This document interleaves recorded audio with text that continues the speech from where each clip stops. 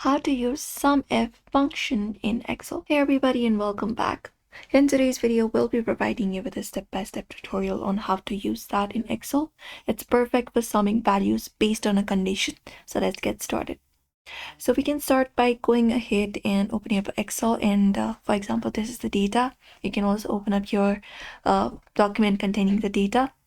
And what we can do is we can sum amounts for a category. So to sum all of the food items, what we can do is we can type in this formula. You can type in is equal to, after that type in SUMIF, and what we can do is we can select up the data. So if you want to sum amounts for a category for all the food items, you can just go over and select these.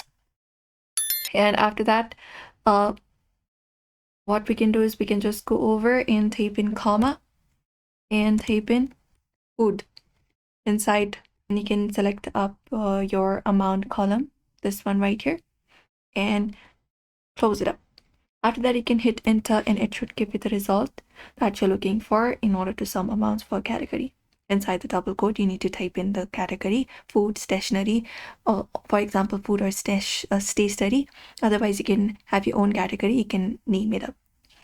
And you can also use a sale reference for criteria. So if you type food in E1, formula becomes, if you do so, you can type in SUMIF. And if it's on E1, for example, if the food is on E1, what you can do is you can select the category like this. And once you've selected it, you can type in comma. And then instead of food, inside the double quote, you can type in E1. Select up the food or anything else, the category. After that, select up the amount and close this up and hit enter, and it will give you the value. Makes it dynamic. Change E1 to stationery and it updates automatically as well. You can just go over and do so.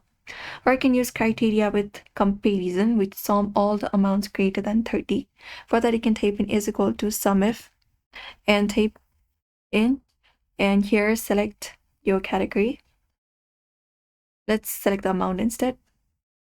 And once you've done so, you can just go and type in comma, and inside double quote, you can type in the sign and type in what you would like to have a greater value for, and hit enter, and it will give you the sum range, which is optional because range is equal to sum range. You can just go and do so. And SUMIF is very useful for summing by category, dates, or any condition, and it updates automatically when your data changes. But usually this is the basic thing you can follow up if you want to use SUMIF. So we hope this video was helpful. Give this video a like and subscribe for more tips and tutorials.